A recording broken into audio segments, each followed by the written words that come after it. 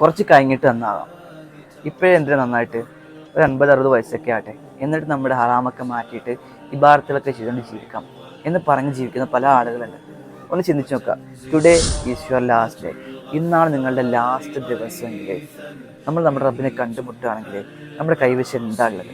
തൗബ ചെയ്യാതെ ഹറാമുകൾ ചെയ്തുകൊണ്ടാണ് നമ്മൾ മരണപ്പെട്ടു പോകുന്നതെങ്കിൽ നമ്മുടെ അവസ്ഥ എന്താ? കല്ല ഇദാ ബലഗതി തറാഖിയ വഖീല മൻ റാഖ് വളന്ന അന്നഹുൽ ഫിറാഖ്. റൂഹ് തൊണ്ടക്കുഴിലെത്തുന്ന നിമിഷം നമ്മൾ മനസ്സിലാക്കും, നമ്മൾ തിരിച്ചറിയും, വളന്ന അന്നഹുൽ ഫിറാഖ്, വേർപാടാണ്, എന്നേക്കുമായി നമ്മൾ ഈ ലോകത്ത് നിന്ന് വിട പറഞ്ഞു പോവുകയാണെന്ന് എന്ന് തിരിച്ചറിയുന്ന നിമിഷമുണ്ട്. പല ആളുകൾ എന്താണ്, നാളെ ആകട്ടെ നാളെ ആകട്ടെ നാളെ ആകട്ടെ എന്ന് വെച്ചിരിക്കുകയാണ് നന്നാകാനായിട്ട്. പാടില്ല. കാരണം നാളെ നന്നാകാമെന്ന് വിചാരിച്ച പല ആളുകളും ഇന്ന് കബറിൽ കിടന്ന് ആഗ്രഹിക്കുന്ന എന്താണെന്നറിയോ? ഒരു നിമിഷമെങ്കിലും ആ ദുനിയാവിലേക്ക് വന്നുകൊണ്ട് റബ്ബിനെ അനുസരിച്ച് ജീവിച്ചിരുന്നെങ്കിൽ എത്ര നന്നായി എന്ന് ആലോചിക്കുന്ന പല ആളുകളും കബറിൽ